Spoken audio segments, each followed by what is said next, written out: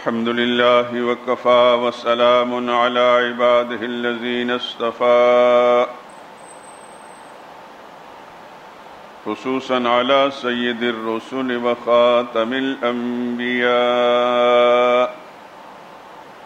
وعلى آله المجتبى وأصحابه الأتقياء. أما بعد فإن خير الحديث كتاب الله وخير الهدي هدي محمد صلى الله عليه وسلم وشر الأمور محدثاتها وكل محدثة بدعة وكل بدعة ضلالة وكل ضلالة في النار. أعوذ بالله من الشيطان الرجيم. بسم الله الرحمن الرحيم.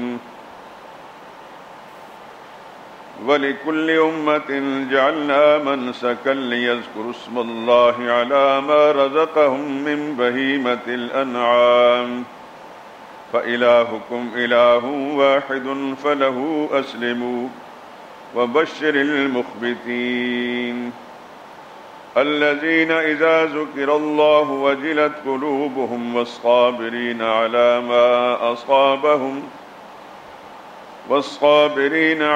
ما أصابهم والمقيم الصلاة ومما رزقناهم ينفقون.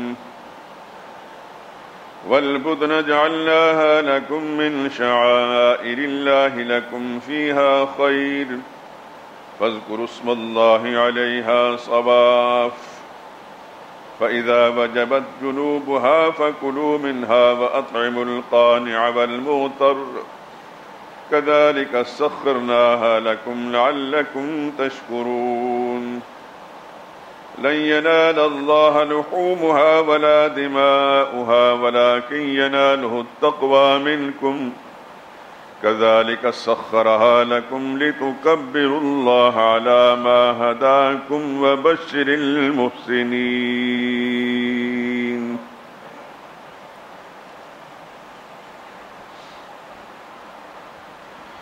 اور ہم نے ہر امت کے لیے قربانی مقرر کی ہے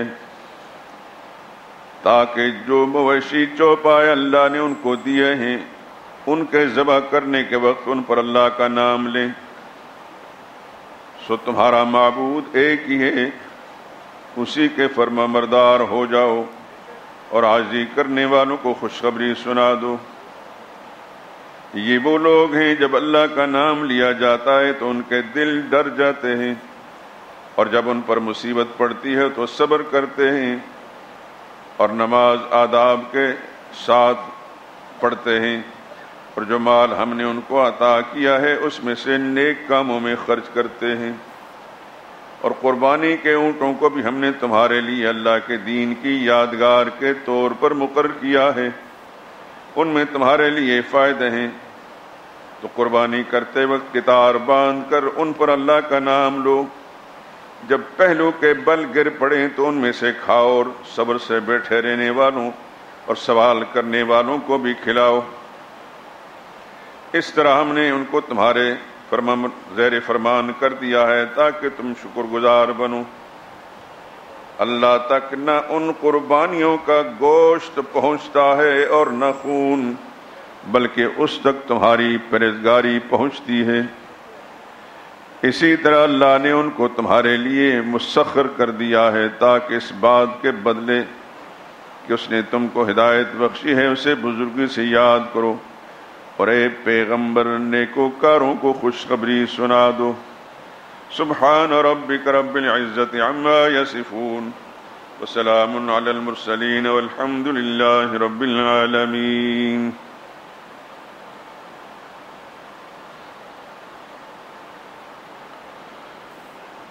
وعن ابن عباس رضی اللہ تعالی عنہم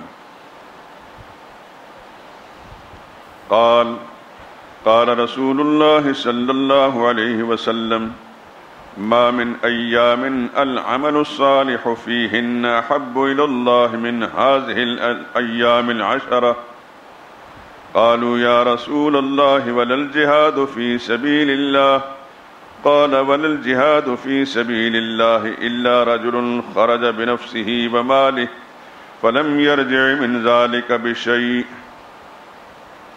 رواه البخاري۔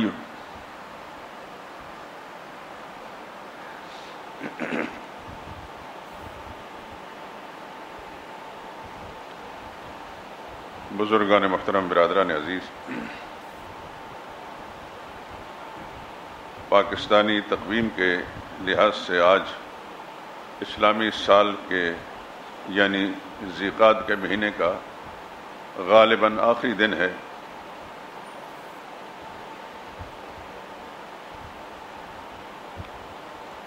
غالباً کا لفظ اس لیے بولا کہ آج 29ویں تاریخ ہے، 30 بھی ہو سکتی ہے، لیکن پچھلے مہینوں میں جو ترتیب چلی آ رہی ہے اس کے اعتبار سے غالب گمان یہ ہے کہ یہ ذی القعدہ کا مہینہ 29 تاریخ کا ہی ہوگا۔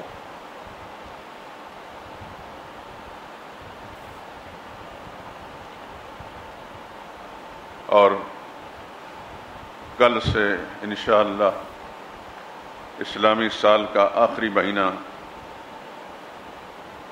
ذی الحج شروع ہو رہا ہے۔ میں نے قرآن حکیم کی چند آیات سورہ حج سے تلاوت کی ہیں، آیت نمبر 34 سے 37 تک، اور اس کے ساتھ ایک حدیث پاک جو سرور کائنات صلی اللہ علیہ وسلم کے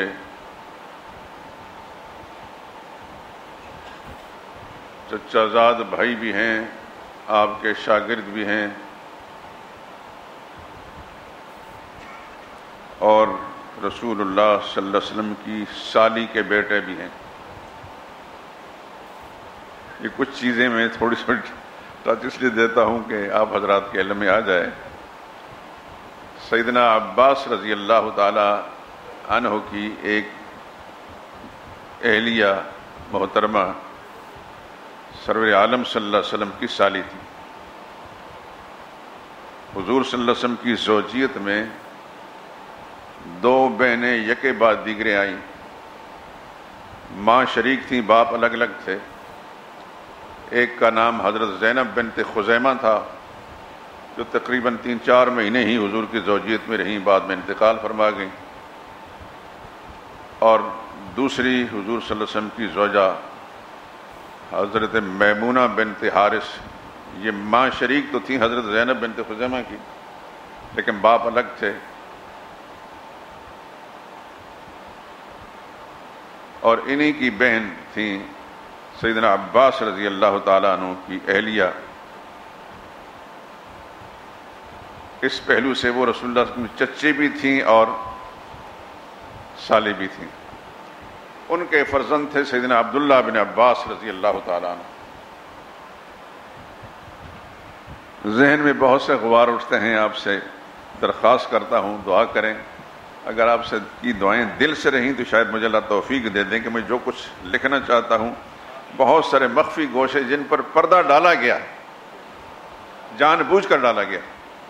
میں اب نام نہیں لیتا، میں موضوع سے نکل جاؤں گا، بہت تکلیف مجھے ہوتی ہے۔ جس طرح اس پاکستان کے اندر سیاسی شعبدہ بازوں نے، ان مداریوں نے اس قوم کا احتسال کیا ہے، لا تعین جتنے بھی ہیں، میں کسی ایک کا نام نہیں لیتا، یہ سب کے سب شریک ہیں۔ ان کی جنگ صرف ذاتی مفادات کی، آپ کے لیے نہیں ہے۔ یہ اسمبلیوں میں پارلیمنٹ کے اندر جو کچھ بھی بول رہے ہیں، یہ شخصی مفادات کے لیے، اپنے مفادات کے لیے۔ اس بدنصیب قوم کا کوئی بھی ہمدرد نہیں ان میں سے، چاہے اگلے ہوں یا موجودہ ہوں، اپوزیشن یا حکمران ہو، یہ سب ایک ہیں۔ اسی طریقے سے مذہبی استحصال کیا ہے یہ جتنے بھی بڑے بڑے ٹھیکیدار ہیں مذہب کے۔ ہم تو چھوٹے لوگ ہیں، اب ہمیں کچھ ہوش آ رہی ہے، جب کتابیں دیکھتے ہیں تو سر پکڑ کے بیٹھ جاتے ہیں۔ خدا کی قسم تو میرے ارادے میں ہے، پتہ نہیں زندگی کی اتنی ہے کہ نہیں. اگر آپ کی دعا دل سے رہے گی تو شاید مجھے اللہ مہلت بھی زندگی کی دے دیں گے اور موقع بھی دیں گے. حضور کے اپنے گھرانے کے معاملے میں بے شمار باتیں ایسی چھپا کر رکھی گئی، مخفی رکھی گئی کہ ہم حیران ہو جاتے ہیں. میں نے ایک بڑے عالم سے ٹیلی فون پر پوچھا، جو بڑے محقق کئی کتابیں لکھی انہوں نے. میں نے کہا رسول اللہ صلی اللہ علیہ وسلم کے ماموں کے بارے میں بتائیں. آپ حضرات بھی سن رہے ہیں، ان مولویوں سے کبھی سنا آپ نے کہ رسول اللہ صلی اللہ علیہ وسلم کو ماموں بھی کچھ ہے؟ چچاؤں کے بارے میں تو کچھ سنتے ہیں، یا تو ان بد نصیبوں کو پتہ ہی نہیں اور غالب گوانے کا پتہ ہی نہیں، اور انہیں کوشش بھی نہیں کی، اور اگر ہے بھی تو اس کو. میں نے کہا مسلمان ماموں کتنے تھے، کافر کتنے تھے؟ میں نے پوچھا مسلمان کتنے تھے؟ کہنے لگے آپ مسلمان کی بات پوچھیں، مجھے تو کافروں کو پتہ نہیں. لیکن یہ نہیں کہ انہوں نے بدنیتی سے کہا، انہوں نے اس لائن پر سوچا ہی نہیں. قرآن کریم کے ایک آیت سورہ احزاب کی میں نے بہت چند مہینے پہلے بار بار پڑھی تھی. حضور صلی اللہ علیہ وسلم کا تذکرہ جب میں کر رہا تھا، النبی اولیٰ بالمؤمنین من انفسہم وازواجہ امہاتہم، نبی کی ذات مسلمانوں کی اپنی جانوں سے زیادہ قریب ہونی چاہیے. مسلمان کی اپنی جان، اپنی زندگی، اپنا وجود اتنا اس کے قریب نہیں ہونا چاہیے، یا اس کی پہچان اور معرفت اس کی اتنی نہیں ہونی جیسے نبی کی ذات کی ہونی چاہیے. اور نبی کی بیویاں مسلمانوں کی مائیں ہیں. یہ آیت نمبر 6 ہے سورہ احزاب کی. اور اس آیت کا تقاضا یہ ہے کہ ایک مسلمان کو سب سے زیادہ تجسس، کھود کرید رسول اللہ صلی اللہ علیہ وسلم کی ذات آپ کے خاندان کا کرنا چاہیے، اس کی معرفت اور پہچان ہونی چاہیے. لیکن اتنا ہی حضور صلی اللہ علیہ وسلم کے خاندان کے بارے میں، خصوصاً ننہالی خاندان، اس کے بلا تعلق ہی ہے.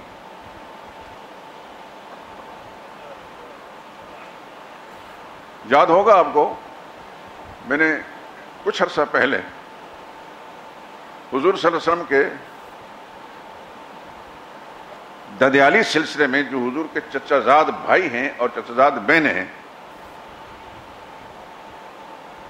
ان میں سے غیر مسلم بھی ہیں، چند مسلمان بھی ہیں. تقریباً 28 یا 29 چچا زاد بھائی ہیں، جن میں سے 22 مسلمان ہیں. سنا ہے کبھی آپ نے کسی سے؟ چند ایک کا نام ذکر کریں گے. حضرت علی کا ذکر کر دیا، حضرت جعفر کا ذکر کر دیا، عقیل کا ذکر کر دیا، حضرت عبداللہ بن عباس کا ذکر کر دیا، بس اللہ اللہ خیر چلا. اور بھی ہیں. ان کو دلچسپی ہی نہیں.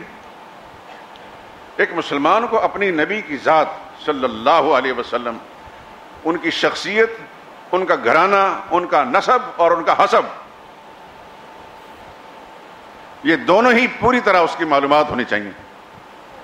حسب اور نسب کو جانتے ہیں آپ؟ حسب کہتے ہیں ننیالی سلسلہ، اور نسب کہتے ہیں ددیالی سلسلے کو. یہ مترادف الفاظ اکثر کتابوں میں آتا ہے حسب و نسب، لیکن لوگوں کو پورا تفصیل معلوم نہیں ہوتی.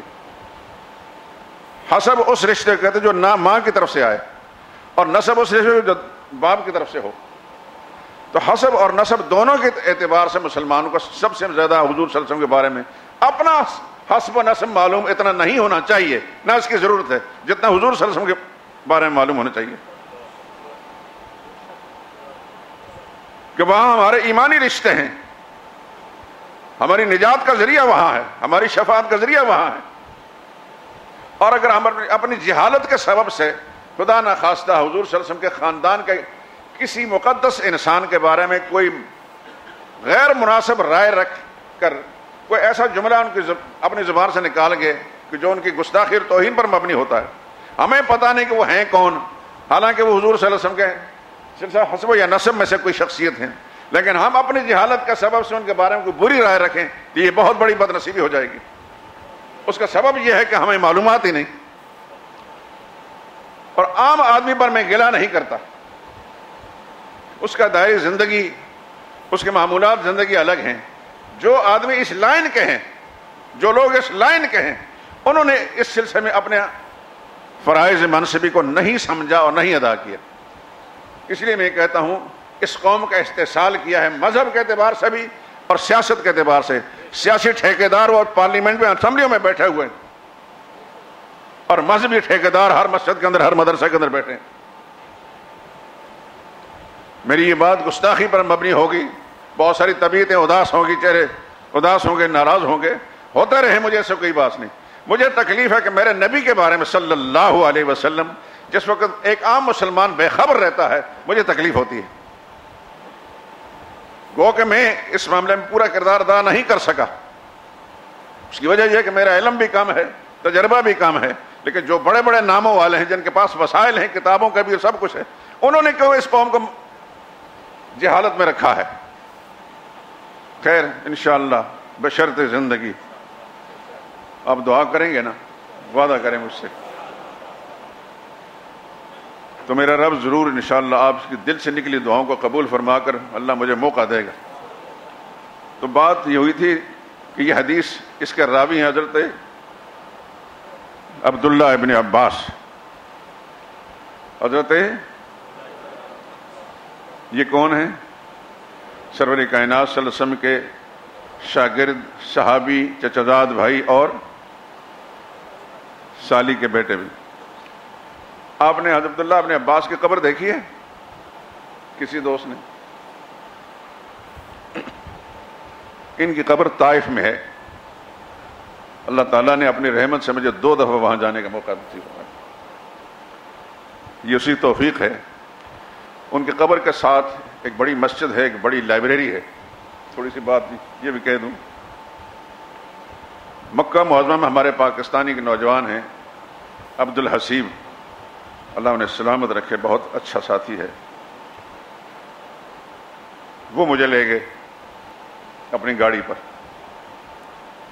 وہاں عبداللہ بن عباس کی قبر مبارک کے پاس بھی گئے اور لائبریری میں گئے. تو لائبریری کے اندر جو مدیر تھا اس کا نوجوان مکہ شہر کا رہنے والا, اس کے ساتھ الیک سلیک ہوئی. بڑی لائبریری تھی. میں سلوار میں ملبوس, ہمیں سلوار میں دیکھ کر یہ سارے پاکستانی جاہل لوگ ہیں. وہ آپ کہتے ہے بھی کچھ تقریباً ایسا ہی. وہ میرے ساتھ جانے والا وہ عرب لباس میں تھا. اس نے جا کر میرا تعارف کرایا کہ یہ پاکستانی عالم ہے, یہ ہے وہ. لیکن اس کو خاص دلچسپی نہیں, پاکستانی کیا تھا عالم کیا. ہم تقریباً ہیں ہی ایسے. بیٹھے تھوڑی دیر, اس نے کہا منگایا. میں نے دائیں بائیں لائبریری پر نظر ڈالی تو میری اپنی ناقص معلومات اور لائبریری ناقص تھی, وہ کتابیں ہونی چاہیے تھیں. میں نے اس سے پوچھا کہ مکہ شہر کی تاریخ پر ایک کتاب لکھی گئی ہے فلاں نام کی, وہ آپ کے پاس ہے؟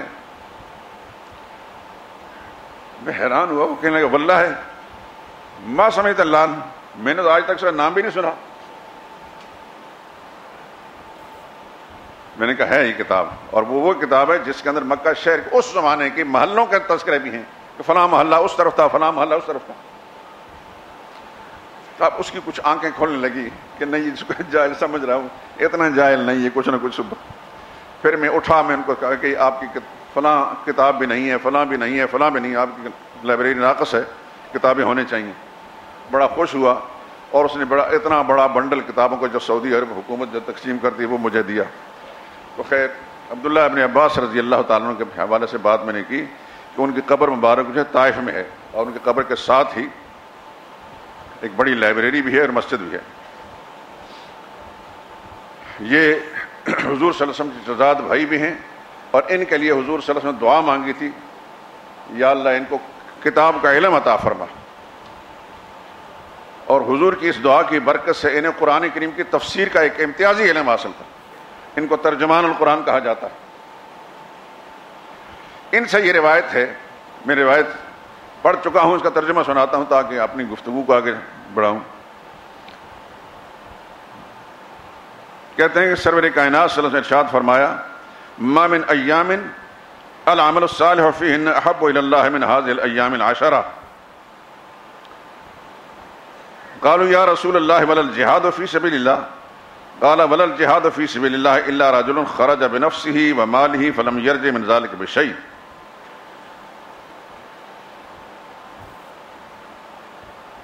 سرور کائنات صلی اللہ علیہ وسلم ارشاد فرمایا کہ کوئی دن ایسا نہیں جس میں کوئی بھی نیک عمل اللہ کے ہاں ذی الحج کے ان 10 دنوں کے عمل سے زیادہ محبوب اور پسندیدہ ہو. یعنی سارے سال میں کوئی دن ایسا نہیں، کوئی مہینہ ایسا نہیں، کوئی دن ایسا نہیں کہ جس میں کوئی نیک عمل انسان کرے اللہ کے ہاں اتنا مقبول اور پسندیدہ ہو جتنا کہ ذی الحج کے ان 10 دنوں کے اعمال اللہ کے نزدیک زیادہ پسندیدہ.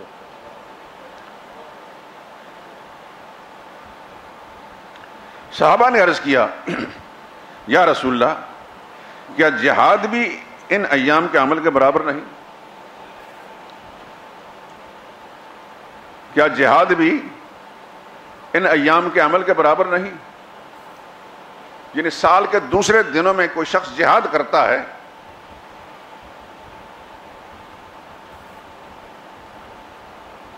مجھے پھر یہاں تکلیف ہو رہی ہے.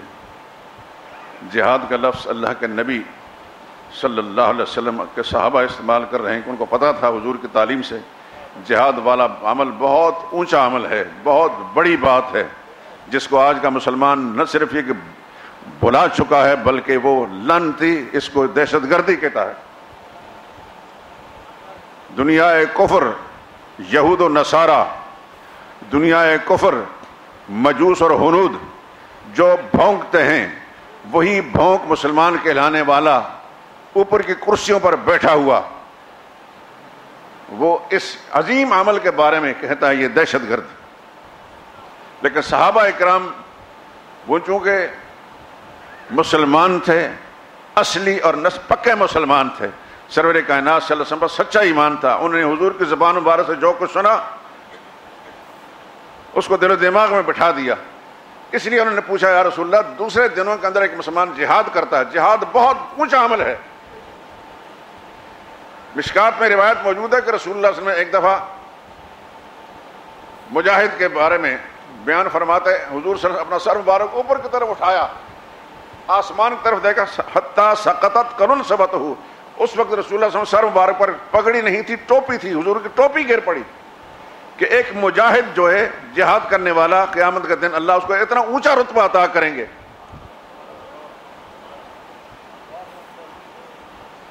لیکن آج کا منافق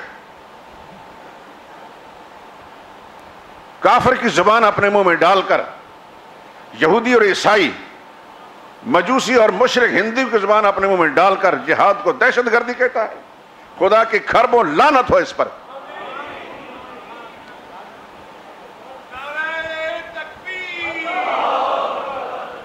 جہاد سب سے بڑی نیکی تھی، اس لیے صحابہ نے پوچھا یا رسول اللہ کہ دوسرے ایام کے اندر اگر کوئی جہاد کرتا ہے تو اس کا عمل بھی اس کے برابر نہیں؟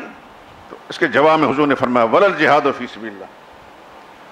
جہاد فی سبیل اللہ کا عمل جو دوسرے ایام میں اس کا بھی اتنا بڑا مقام نہیں، لیکن الا رجل خرج بنفسه وماله فلم يرجع من ذلك بشيء. ہاں اگر کوئی شخص دوسرے ایام کے اندر جہاد کرنے لیے نکلا اور اس نے اپنا مال بھی اس میں خرچ کر دیا اور اپنی جان بھی خرچ کر دی، یعنی خود شہید بھی ہو گیا، مال بھی اس میں خرچ ہو گیا، پھر تو اس کا رتبہ اس کے برابر ہے. ورنہ ان ایام میں ذی الحج کے ان ابتدائی ایام کے اندر کی جانے والی نیکی جو ہے سارے سال کی ہر قسم کے نیکی سے اوپر.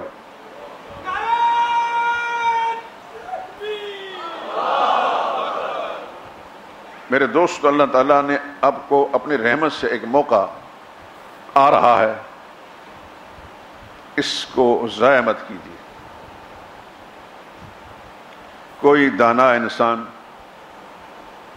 جب اس کو کوئی فائدہ کا موقع ملتا ہے تو اس کو ضائع نہیں کرتا. اللہ تعالیٰ آپ کو موقع دے رہے ہیں.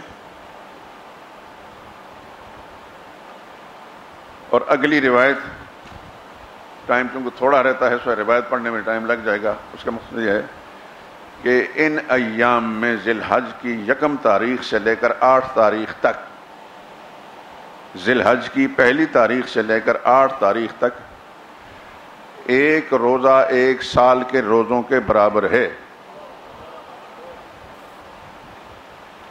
چونکہ ان ایام کی جو عظمت ہے وہ بخاری کی روایت کے حوالے سے آپ حضرات سن چکے ہیں۔ اب اس کے روزے کے بارے میں رسول اللہ صلی اللہ علیہ وسلم کے یہ فرمان کہ ہر دن کا روزہ 1 سال کے روزے کے برابر ہے، لیکن 9ویں تاریخ کا روزہ 9 ذی الحج کا روزہ 1 سال گزشتہ اور 1 سال آئندہ کے گناہوں کی معافی کا سبب بنتا ہے۔ اللہ مجھے بھی اور آپ کو بھی اپنی رحمت سے اس سیزن سے، اس موقع سے فائدہ اٹھانے کی توفیق عطا فرمائے۔ سمجھ چکے ہیں آپ تو پھر اپنی اس سماعت اور اپنے حافظے سے کام لیتے ہوئے اس کو اپنے گھروں کے اندر بھی یہ فائدہ پہنچائیں، اپنے متعلقین، اس میں بہن بھائی بھی ہیں، دوست احباب بھی ہیں، رشتہ دار بھی ہیں، محلے دار بھی ہیں، سب تک بات پہنچائیں کہ اگر کسی کو کوئی عمل کی توفیق ہو گئی آپ کی اس کوشش سے، تو جتنا اجر اللہ نے اس کو دینا ہے اتنا ہی آپ کو اس صحیح رہنمائی کرنے پر دیں گے۔ الدال علی الخیر کفاعل ہی مشہور بات ہے کہ جو نیکی کے کام کی رہنمائی کرنے والے کو اتنا ہی اجر ملتا ہے جتنا کہ نیکی کرنے والے کو۔ ایک بے نمازی کو آپ نے نمازی بنا دیا، جب تک وہ نمازیں پڑھتا رہے گا جتنا اجر اللہ نے اس کو دینا ہے اتنا ہی اللہ تعالیٰ نے آپ کو بھی دینا ہے۔ آپ کی نمازوں کا الگ اجر آپ کو ملے گا اور اس کی نمازوں کا اجر آپ کو ملتا رہے گا، اس لیے کہ اس کو آپ نے نمازی بنایا۔ ایک آدمی کا عقیدہ بگڑا ہوا تھا، آپ نے محنت کر کے اللہ کی دی ہوئی استعداد اور صلاحیت کو استعمال کر کے اس کا عقیدہ ٹھیک کر دیا۔ زندگی بھر جب تک وہ اچھا کام کرے گا ان کے سارے کاموں کا اجر اللہ آپ کو دیتے رہیں گے، بلکہ اس نے اگر آگے کسی کا عقیدہ ٹھیک کرایا ان سب کے برابر اللہ تعالیٰ آپ کو اجر دیں گے۔ آپ کو اندازہ نہیں کہ اس کام کا کتنا بڑا اللہ کے ہاں مقام ہے۔ اسی لیے اللہ کے پاک پیغمبر صلی اللہ علیہ وسلم نے فرمایا العلماء ورثۃ الانبیاء، علماء ربانین مراد ہیں، یہ ٹھگ نہیں،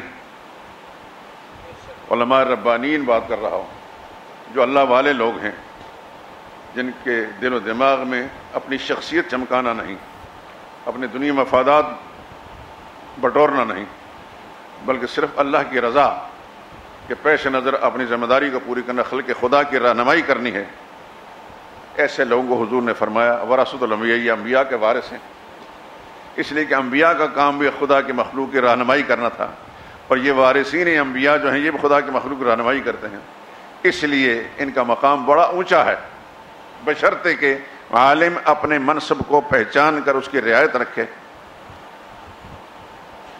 تو پھر اس کا بڑا مقام ہے۔ محشر کے میدان میں حدیث کے اندر آتا ہے، نبی کریم صلی اللہ علیہ وسلم نے فرمایا قیامت کے دن سب سے پہلے انبیاء شفاعت کریں گے، ثم العلماء، پھر علماء سفارش کریں گے، علماء ربانیین۔ یاد رکھنا، نام کا ملا نہیں، نام کا مولوی نہیں، اللہ والے علماء حق، علماء ربانیین، جن کو حضور نے انبیاء کا وارث قرار دیا ہے، انہی کے بارے میں فرمایا کہ یہ امت مسلمہ کے گناہگاروں کی سفارش کریں گے۔ اللہ سے دعا کریں گے اللہ تعالی ہمیں اپنی رحمت کے ساتھ، اپنی فضل و کرم کے ساتھ ایسے ہی علماء کے ساتھ وابستہ رکھے، اور اللہ تعالیٰ اس زمانے کے جو علماء ہیں ان کو اپنا منصب سمجھ کر اس کو ادا کرنے کی توفیق عطا فرمائے۔ نام کا مولوی کوئی شے بھی نہیں میرے دوستو، جس انسان کے دل کے اندر خلق خدا کی ہمدردی نہیں، چاہے ساری دنیا اس کو علامہ، مولانا، فلاں فلاں 10 گز القاب دیتے ہیں، لیکن اس کے دل کے اندر صرف اپنی شہرت ہے، میری واہ واہ ہو، اس کے دل میں اپنے سامعین سے مفادات بٹورنا ہے، نذرانے اور شکرانے بٹورنے ہیں، خدا کی قسم اس سے بڑا لعنت انسان کوئی بھی نہیں، وہ مجرم ہے۔ وہ سب کچھ جان کر بھی اس نے اپنی سوچ اتنی غلط رکھی ہے۔ ایسے ہی حدیث میں آتا ہے کہ معراج کی رات رسول اللہ صلی اللہ علیہ وسلم نے جن لوگوں کو دیکھا جن جرائم کی سبب سے ان کو سزائیں مل رہی تھیں، ان میں سے ایسا طبقہ بھی حضور صلی اللہ علیہ وسلم نے دیکھا کہ جہاں آگ میں گرم کی ہوئی لوہے کی کینچیوں سے ان کی زبانیں کاٹے جا رہی تھیں۔ تو پوچھا اللہ کے پاک نبی نے صلی اللہ علیہ وسلم جبریل سے، یہ کون لوگ ہیں؟ فرمایا یہ امت کے یہ وہ لوگ ہیں، یہ وہ مولوی ہیں اور وہ پیر ہیں، انہی زبانوں کے ذریعے لوگوں کو غلط مسئلے بتاتے تھے، غلط رہنمائی کرتے تھے. یہ زبانیں کاٹی جا رہی ہیں. اللہ سے دعا کریں کہ اللہ تعالیٰ اپنی رحمت کے ساتھ قدم قدم پہ ہماری دستگیری فرمائے، ہماری زبانوں کو، ہماری سوچوں کو، ہمارے قدموں کو ہر پہلو سے اللہ تعالیٰ اپنی حفاظت میں رکھ کر جو اللہ کو پسند ہے اس پر چلانے کی توفیق عطا فرمائے.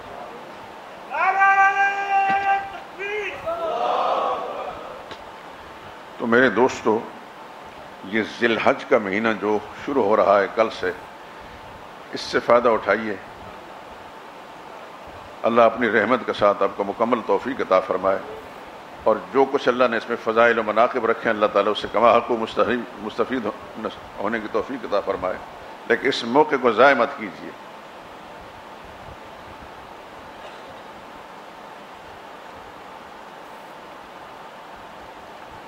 ایک اور حدیث سنانا چاہتا ہوں.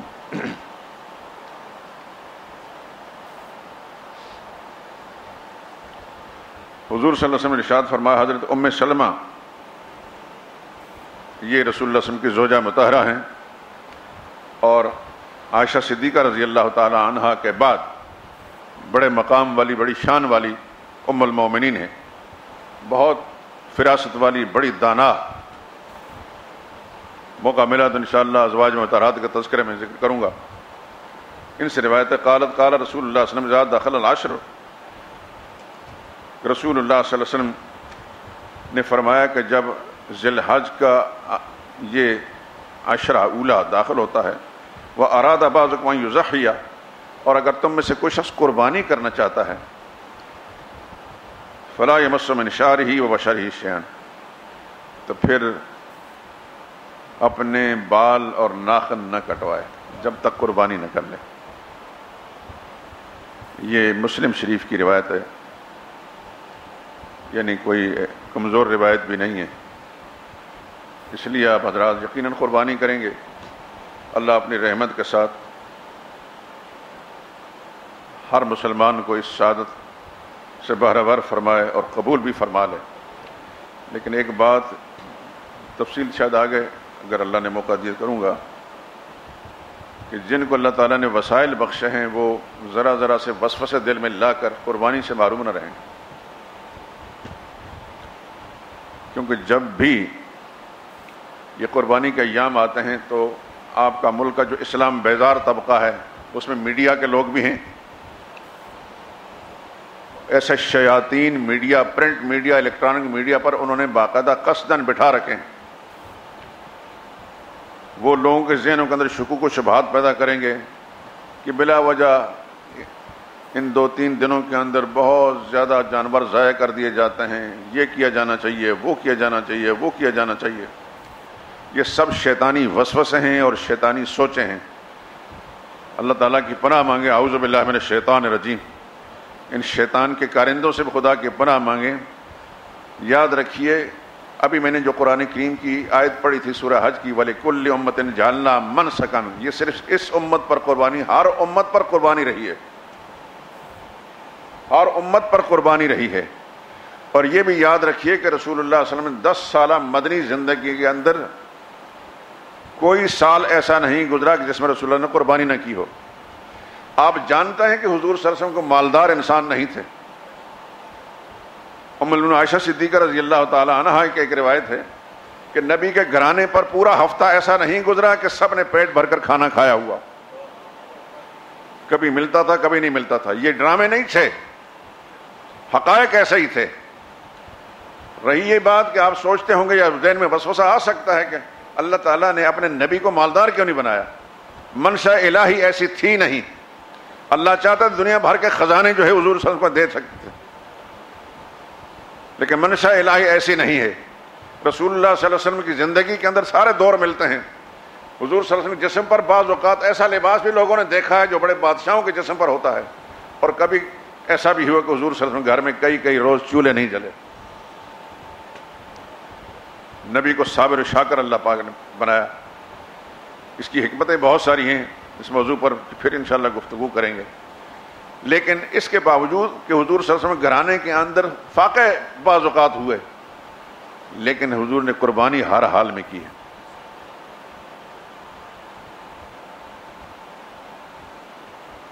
اور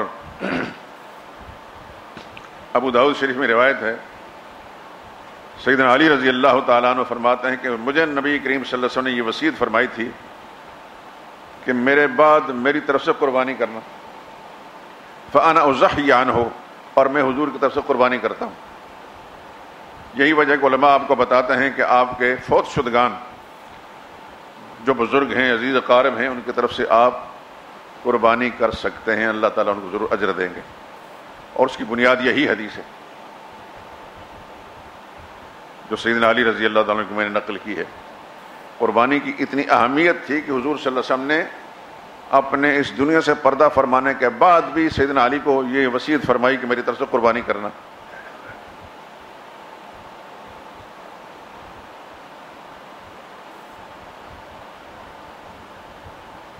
اس لیے اس طرح کے وساوس کوئی بھی اولاد ابلیس میں سے ذہن میں ڈالے یا کسی تحریر کو پڑھیں، اس کو بالکل ایک شیطانی سوچ سمجھ کر نظر انداز کر دیں. یہ 1400 برس سے پورے عالم کے اندر مسلمان اس نقطے پر متفق ہیں، کبھی اختلاف نہیں ہوا. اس مسئلے پر حنفی، مالکی، شافعی، حنبلی کبھی اس کے اندر دو رائے کہیں نہیں ہوئی کہ قربانی ایک ایسا فریضہ ہے. بلکہ تھوڑی سی میں آپ کے دل دماغ میں اور وسعت ڈالنا چاہتا ہوں. پچھلے مہینوں کے اندر رمضان کے اوائل سے، بلکہ اس سے پہلے سے ایک بڑا اہم مسئلہ آپ حضرات سنتے چلے آئے گزشتہ جمعے تک. یاد ہے نا کہ بھول گئے؟ یا تو ایسی نے اتنا ٹھنڈا کر دیا ہے کہ بول نہیں سکتے، تو یا یہ کہ بھلا گئے. دین کا سب سے بڑا مسئلہ میں نے بیان کیا ہے. دین کا سب سے بڑا مسئلہ، جس کے لیے اللہ نے یہ زمین و آسمان بنائے، جس کے لیے اللہ نے یہ سارا جہان بنایا، جس کے لیے اللہ نے 1,00,000 کئی ہزار پیغمبر دنیا میں مبعوث فرمائے، جس کے لیے نبیوں نے مارے کھائیں، نبی شہادت کر فائز ہوئے، وہ مسئلہ ہے مسئلہ توحید. یہ جو قربانی والا عمل ہے یہ مسئلہ توحید کی ایک قسم ہے. آپ جب نماز کے اندر اتحیات میں بیٹھتے ہیں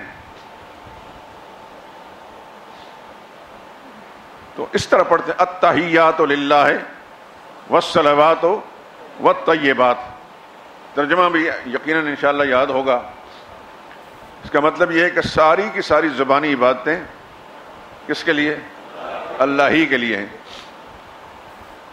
والصلوات، ساری کی ساری بدنی عبادتیں بھی اللہ ہی کے لیے. والطیبات، اور ساری کی ساری مالی عبادتیں بھی اللہ ہی کے لیے. یہ ہے قربانی مالی عبادت. یہ توحید کی ایک قسم ہے. یہ توحید کی ایک قسم ہے. حضور صلی اللہ علیہ وسلم سے پوچھا گیا ما حاضر ذاہی یا رسول اللہ، اے اللہ کے رسول یہ قربانیاں کیا ہیں؟ فرمایا سنت ابیکم ابراہیم، یہ تمہارے باپ حضرت ابراہیم علیہ السلام کا طریقہ ہے، اس کی سنت مبارکہ ہے. حضور نے اس کی نسبت حضرت ابراہیم کی کے عمل کے ساتھ کر دی، یہ وہ ان کا طریقہ ہے. ابراہیم علیہ السلام نے کس کو لٹایا تھا قربان کرنے کے لیے؟ اپنے صاحبزادے کو. گوشت کھانا مقصود تھا. حضرت اسماعیل علیہ السلام گوشت کھانا چاہتے تھے؟ نہیں، اللہ کے نام پر قربان کرنا چاہتے تھے. جس طرح ابراہیم علیہ السلام نے آگ میں چھلانگ لگا دی تھی، خودکشی کر رہے تھے، اللہ کے نام پر اپنے آپ کو قربان کر رہے تھے. اللہ کے نام پر اپنا وطن عراق چھوڑا، ملک شام آئے. اللہ کے نام پر ملک شام سے اپنے صاحبزادے کو اور اپنی بیوی کو مکہ معظمہ لے جا کر وہاں سے واپس ہو گئی. یہ سب قربانیاں تھیں. یہ سب قربانیاں تھیں. یہ الگ بات ہے کہ حضرت اسماعیل کا اللہ نے گلا نہیں کٹوانا تھا، فوراً جنت سے ایک دمبا بھیج کر ان کا گلا کٹوا دیا، لیکن اس کو سنت ابراہیمی ہی قرار دیا گیا. یہ توحید کی ایک قسم ہے. آپ کو یاد ہوگا کہ میں نے شروع میں مسئلہ سمجھانے کے لیے بتایا تھا اللہ تعالیٰ واحد لا شریک ہیں. اللہ تعالیٰ واحد لا شریک، کس میں؟ اپنی ذات میں بھی، اپنی صفات میں بھی، اپنے اختیارات میں بھی، اور اپنے حقوق میں بھی۔ حقوق یہ ہیں: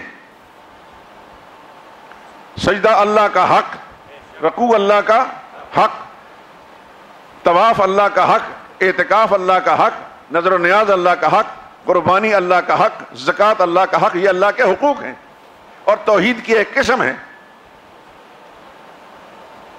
اب جو شخص قربانی کے کہتے یہ ضائع ہو جاتا ہے، وہ بدبخت توحید کا انکار کر رہا۔ اس لیے میں اس مسئلے کی نوعیت سمجھانے کے لیے یہاں تک واپس آیا کہ یہ توحید کی ایک قسم ہے۔ ابراہیم علیہ الصلوۃ والسلام وہ موحد اعظم جنہوں نے اللہ کے نام پر سب کچھ قربان کرنے کا تہیہ کر لیا اور قربانی دینا شروع کر دی۔ اللہ نے اپنے قرآن میں اذ ابتلی ابراہیم ربہ بکلمات فاتمہن، ابراہیم علیہ السلام کو اللہ نے کئی باتوں میں آزمایا، انہوں نے پورا کر دکھایا۔ قال انی جاعلک للناس اماما، اللہ نے اعلان کر دیا اے ابراہیم سن لیں، اب میں پوری انسانیت کا امام اور سربراہ بنانے لگا ہوں آپ کو۔ میں نے پچھلے جمعے میں بتایا تھا ابراہیم علیہ السلام کی شخصیت وہ ہے کہ دنیا میں کوئی اس کا منکر نہیں۔ یہودی آج بھی ان کی عظمت کے قائل ہیں، عیسائی ان کی عظمت کے قائل ہیں، مسلمان ان کی عظمت کے قائل ہیں، حتیٰ کہ ہندو بت پرست، بت پوجنے والا، وہ بھی حضرت اسماعیل علیہ السلام، ابراہیم علیہ السلام عظمت کے قائل ہے۔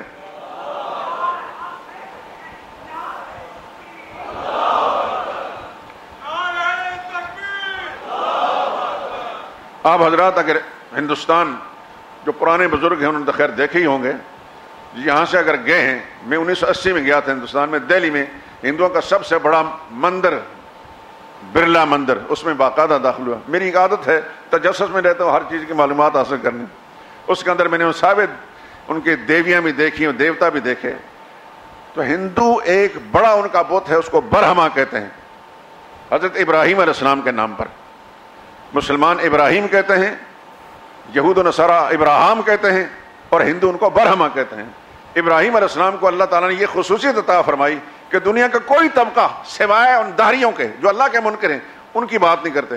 جو اللہ کی ذات کو مانتا ہے ابراہیم علیہ السلام کو بھی مانتا ہے، اور یہ ان قربانیوں کا نتیجے میں۔ تو یہ جو قربانی آپ کرتے ہیں یہ اللہ کی توحید کی ایک قسم بجا لاتے ہیں۔ جس طرح آپ سجدہ اللہ کو کرتے ہیں تو توحید کی ایک قسم بجا لاتے ہیں، جس طرح آپ طواف کرتے ہیں اللہ کے گھر کا، توحید کی ایک قسم ہے، اعتکاف کرتے ہیں خدا کے گھر میں، یہ توحید کی ایک قسم بجا لاتے ہیں، دعا مانگتے اللہ تعالیٰ سے، یہ اللہ کی توحید کی ایک قسم ہے۔ دعا کس سے مانگنی چاہیے؟ یہ اللہ کا حق ہے، کوئی اور نہیں جس سے مانگا جائے۔ کلمے کا معنی آتا ہے نا، لا الہ الا اللہ، اللہ کے سوا کوئی عبادت اور پکار کے لائق نہیں۔ پکار یہ دعا ہے، یہ توحید کی ایک قسم ہے۔ یہ قربانی جو آپ کریں گے، کرتے رہے ہیں اللہ کی توفیق سے، یہ بھی اللہ کی توحید کی قسم ہے۔ گویا کہ ہر سال آپ قربانی والا عمل کر کے اللہ کے سامنے یہ اعتراف کرتے ہیں، اے اللہ ہم نے ابراہیم علیہ السلام کے نقش قدم پر چلتے ہوئے آج یہ جانور تیرا دیا ہوا مال تیرے نام پر اس کا خون بہا رہے ہیں، قربان کر رہے ہیں، وقت پڑنے پر یا اللہ ہم اپنی جان کی قربانی دینے کے لیے تیار ہوں گے۔ یہ ہے قربانی۔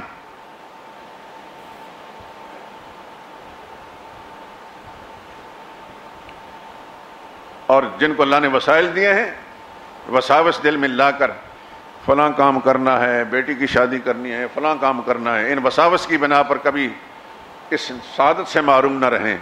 یہ چند لمحات ہوتے ہیں، لمحے ضائع ہو گئے، پھر سارے سال آپ پہاڑوں جتنا مال بھی خرچ کریں گے، قربانی والے عمل کا اجر نہیں حاصل کر سکتے۔ دیکھنے ابلیس زندہ ہے، وہ وسوسے ڈالتا ہے۔ اس نے جنت سے جب نکالا گیا ملعون مردود، تو قسم کھائی تھی لأغوینہم اجمعین، یا اللہ اس آدم کی اولاد سب کو میں گمراہ کر کے چھوڑوں گا۔ وہ خاموشی سے نہیں بیٹھا ہوا، وہ ہر وقت اس کام میں لگا ہے، لیکن آپ نے اپنا کام کرنا ہے، ابلیس اپنا کام کرتا رہے گا۔ آپ اپنا کام کر کے ابلیس کو ناکام کریں گے۔ وہ تو چاہتا ہے کہ مسلمان ہر طرح کی سعادتوں سے محروم رہے، لیکن مسلمان کو اگر اپنے نبی کی صلی اللہ علیہ وسلم کی بات پر یقین ہے تو ابلیس کا سارے وساوس کو جوتوں کے ساتھ ٹھکرا کر نبی کے فرمان پر عمل کر کے وہ سعادت حاصل کرے گا. دوسری بات، جیسے ابھی میں نے عرض کیا، اپنے بزرگوں، اپنے عزیز اقارب، ہر ایک انسان کو اپنے ماں باپ سے پیار ہوتا ہے، اس میں کوئی شک اور شبہ کی بات نہیں. جس طرح آپ دعائیں مانگ کر اگلے عالم میں ان کو فائدہ پہنچاتے ہیں، اللہ توفیق دے تو یہاں بھی کوئی نہ کوئی ایسی کوشش کر کے کوئی نہ کوئی ایک حصہ ڈال دیں ان کے لیے. میں تو بہت سارے ایسے لوگوں کو جانتا ہوں، معمول کی زندگی میں عام سے مسلمان ہیں، کوئی خاص درجے کے نہیں، لیکن ایسے خوش نصیب ہیں کہ انہیں باقاعدہ ہر سال جہاں قربانی کرتے ہیں انہیں اپنے والدین کا حصہ بھی رکھتے ہیں اور محمد مصطفیٰ صلی اللہ علیہ وسلم کی طرف سے بھی قربانی کرتے ہیں. اللہ تعالیٰ سب کو توفیق نصیب فرمائے. یعنی خصوصی لوگ نہیں، عام لوگ ہیں، لیکن اللہ نے انہیں ذہن میں بات بٹھا دی ہے اور وہ کرتے ہیں. اللہ سب کو توفیق اور سعادت نصیب فرمائے. تیسری بات،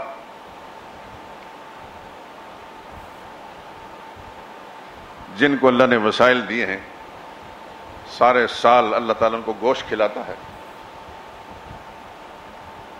اس میں کوئی شک اور شبہ کی بات نہیں. بڑے خوش نصیب لوگ ہیں، اللہ ان کو کھلا رہا ہے. وہ کسی کے ساتھ دست نگر نہیں ہے، مانگتا نہیں. اللہ پاک نے ان کو اپنی رحمت سے نواز دیا ہے. انہیں چاہیے کہ ان ایام کے اندر وہ گوشت قربانی والا اپنے فریجوں فریزروں میں نہ بھریں، ان لوگوں تک پہنچانے کی کوشش کریں جو سارا سال گوشت خرید نہیں سکتے، قصاب کی دکان پر صرف دور سے گزرتے وقت دیکھ سکتے ہیں. وہ یقیناً آپ پبلک کے لوگ ہیں، آپ کو بھی ایسے لوگوں سے واسطہ شناسائی ہوگی. میں تو ایک طالب علم ہوں، مسجد کا خادم ہوں. بہت سے لوگ مجھ سے باتیں نہیں چھپاتے، ہم تک رسائی حاصل کرتے ہیں اور پھر وہی معلومات آپ تک ہم منتقل کرتے ہیں. صحیح بات میں کہتا ہوں کہ کسی مسلمان نے ان کو کچھ دے دیا، گوشت دے دیا، قربانی کا دے دیا یا صدقہ کا دے دیا، تو وہ کھا جاتے ہیں، ورنہ ان کے پاس قوت خرید نہیں ہوتی. اور خصوصاً اس مہربان حکومت نے جو کچھ کیا ہے اس کو انسان بیان نہیں کر سکتا. آگے آگے دیکھیے ہوتا ہے کیا. اس لیے میں آپ حضرات سے، جن کو اللہ نے وسائل دیے ہیں، اللہ اپنے رحمت کے ساتھ اور نواز دے کہ آپ خلق خدا کو نفع رسانی کا عمل جاری رکھیں زندگی بھر. کوشش یہ کریں کہ جو قربانی کرتے ہیں ان دنوں کے اندر اپنے گھر میں کھا سکتے ہیں، آپ ممنوع نہیں، رکھ بھی سکتے ہیں، منع نہیں، لیکن جن کو اللہ نے وسائل دیے ہیں وہ دوسرے ایام کے اندر خرید سکتے ہیں. ان دنوں کے اندر فریزر کی طرف نہ جائیں. کوشش کر کے ڈھونڈ کر اپنے رشتہ داروں میں سب سے پہلے، غیر رشتہ داروں میں دوسرے نمبر پر ان تک پہنچانے کی کوشش کریں. پھر اپنے دل سے پوچھیں کہ آپ کے دل کو کتنا خدا سکون دیتا ہے اور اگلے عالم میں اللہ تعالیٰ نے آپ کے لیے کیا نعمتیں تیار کر رکھی. یہاں مسئلہ میں نے جو کتابچہ لکھا ہے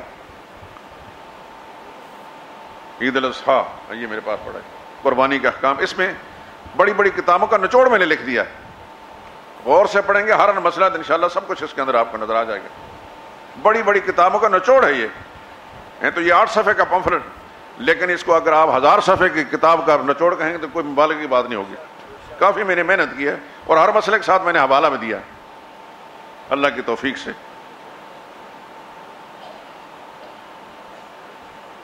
آپ غور سے اس کو پڑھیں تو پھر ہر مسئلے کی بات سمجھ میں آئے گی اور انشاءاللہ العزیز پھر آپ کے لیے کسی قسم کی مشکلات نہیں ہوں گی.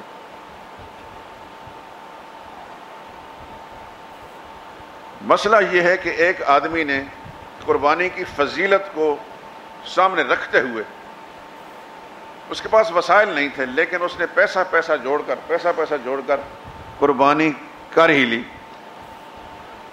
کسی بڑے جانور میں حصہ ڈال لیا یا کوئی بکرا دمبا لے لیا، لیکن وہ عیالدار ہے، بہت سارے بچے ہیں اس کے اور بہت کم آمدن والا ہے.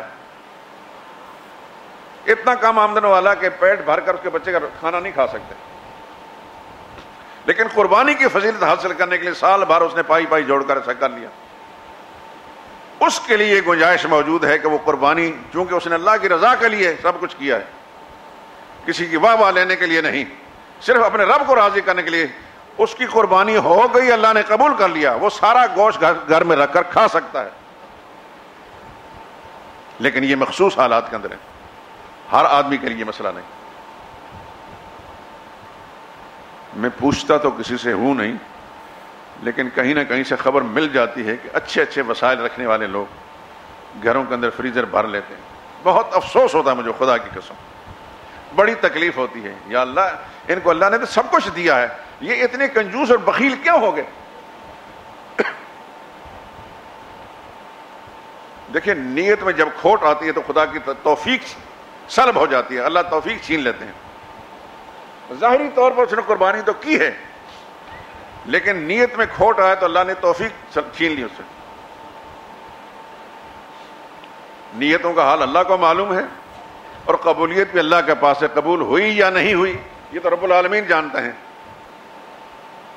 لیکن اس کے عمل سے ایسا لگتا ہے کہ اس کی نیت میں کھوٹ تھا، اس لیے اس کو غریب تک پہنچانے کی توفیق نہیں ہوئی.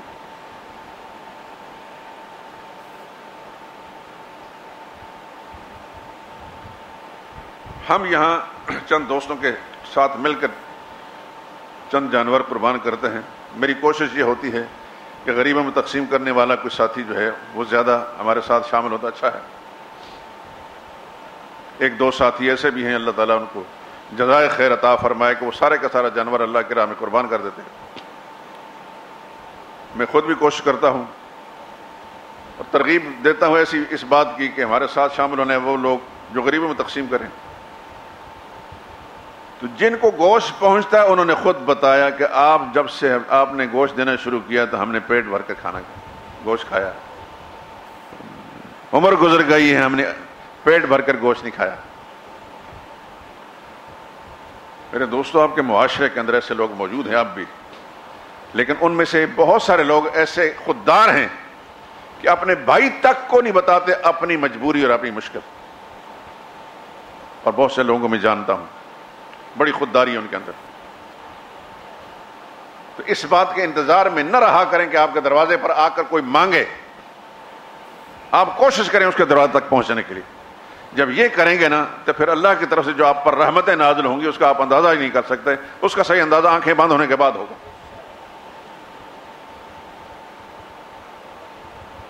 میری کوشش یہ ہوتی ہے کہ میں اپنے بھائیوں، آپ حضرات سے زیادہ میرے لیے کوئی دوست نہیں، کوئی محبوب نہیں، کوئی پیارا نہیں. آپ ہی میرے دوست ہیں، آپ ہی رشتہ دار ہیں، آپ میرے بھائی ہیں، آپ سب کچھ ہیں.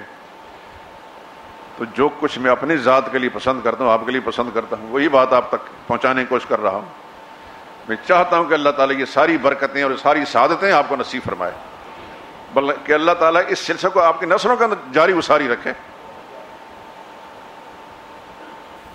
یقیناً اس کا فائدہ اس دنیا کے اندر تو آپ کو ملے گا ہی، قدم قدم پہ اس کے مشاہدے آپ کریں گے انشاءاللہ العزیز. میں کیا بتاؤں، لیکن دل کا جو سکون اطمینان ہے وہ آپ کو حاصل ہوگا، دوسرا انسان نہیں دیکھ سکے گا. جب انسان اللہ اس کے رسول کی مرضی کے مطابق کوئی کام کرتا ہے نا، اس کو اللہ پاک دل کا سکون بھی دیتے ہیں. یہ بہت بڑی دولت ہے، یہ بہت بڑی دولت ہے. ساری دنیا کے خزانے اس کے مقابلے میں دل کا سکون جو اللہ تعالیٰ دے دیتے ہیں کسی کو. لیکن دیتے اس کو ہیں جو اللہ اس کے رسول کی مرضی کے مطابق زندگی گزارتا ہے. یاد رکھیے، عہدہ اور اقتدار ملنے کا نام سکون نہیں، بے سکون زندگی لعنتی زندگی ہے. مال و دولت اور خزانے مل جانے کا نام سکون نہیں، ورنہ ایسے لوگ خودکشیاں نہ کرتے. آپ آئے دن میڈیا کے ذریعے سے بہت بڑے بڑے دولت مندوں کی خودکشیوں کے تذکرے پڑھتے ہیں. کبھی آپ نے نہیں سنا کہ کوئی نبی خودکشی کرنے کے لیے گیا؟ کبھی آپ نے سنا کسی ولی نے خودکشی کی ہو؟ فارسی کا ایک شعر ہم نے بچپن میں پڑھا تھا، گدارا چو حاصل شود نان شام، چنا خوش بخسپت کے سلطان شام. ایک اللہ والے کو شام کا کھانا مل جاتا کہیں سے، رات کو اتنا پرسکون نیند کرتا ہے اینٹ کا تکیہ لگا کر. نرم گرم بستر نہیں، اینٹ کا تکیہ لگا کر اس طرح سکون کی نیند حاصل کرتا ہے کہ شام کے بادشاہ کو بھی ایسے سکون نہیں ملتا۔ جب دل کی دنیا خدا آباد کر دیتا ہے تو پھر اس کے لیے نرم گرم بستر میں کوئی حقیقت نہیں ہوتی، اس کے کپڑے کیسے ہیں کیسے نہیں، اس کے پیٹ پہ روٹی زیادہ آئی ہے یا نہیں آئی، اس کے دل کی دنیا کو خدا نے آباد کر دی ہے، اب وہ کسی چیز کی پرواہ نہیں کرتا۔ لیکن جس کے سکون کو خدا اجاڑ دیتا ہے، یہ محلات اس کو سکون نہیں دے سکتے، یہ بلڈنگیں سکون نہیں دے سکتی، یہ بڑے بڑے کاریں موٹریں سکون نہیں دے سکتی، یہ بینک بیلنس اور عہدہ اور اقتدار سکون نہیں دے سکتے۔ یہ ایسی دولت ہے خدا بندے کو اپنے محبوب بندوں کو دیتا ہے۔ میں دعا کرتا ہوں خدا اپنی رحمت کے ساتھ میرے ساتھ آپ کو بھی ایسی دولت سے نواز دے۔ اس لیے میں آپ کی سما خراشی کرتا ہوں، بعض اوقات تلخ انداز بھی ہوتا ہے، لیکن خدا گواہ ہے کہ میرے دل کے اندر سوائے ہمدردی کے جذبے کا کچھ بھی نہیں۔ میری خواہش یہ کہ میرا رب مجھ سے بھی راضی ہو جائے اور آپ سے بھی راضی ہو جائے، اور اللہ آپ سے وہ کام کروائے جو اللہ کو بھی پسند اور اللہ کے رسول کو پسند ہے، اور اللہ آپ سے وہ کام کروائے کہ آپ کا یہ کام آپ کی آنے والی نسلوں کے لیے بھی حجت اور نمونہ بن جائے، وہ بھی آپ کے نقش و پر چلنے والے بن جائیں۔ بہرحال میرے دوستوں، تفصیلی گفتگو انشاءاللہ آئندہ کریں گے۔ یہ جو عید الاضحیٰ اور قربانی کے احکام کا پمفلٹ یہ باہر سے آپ کا مل جائے گا، آپ خود پڑھیں، اس کو احباب کو پڑھائیں، لیکن ردی نہ بنائیں، اس کو خود پڑھنے کے بعد دوسرے تک پہنچائیں تاکہ اس کو بھی فائدہ مل جائے۔ اللہ تعالیٰ اپنی رحمت کے ساتھ یہ جو کچھ کہا اور سنا گیا اسے قبول فرما کر ہم سب کی دنیوی ہدایت اور اخروی نجات کا ذریعہ بنا دے۔ وآخر دعوانا الحمدللہ رب العالمین۔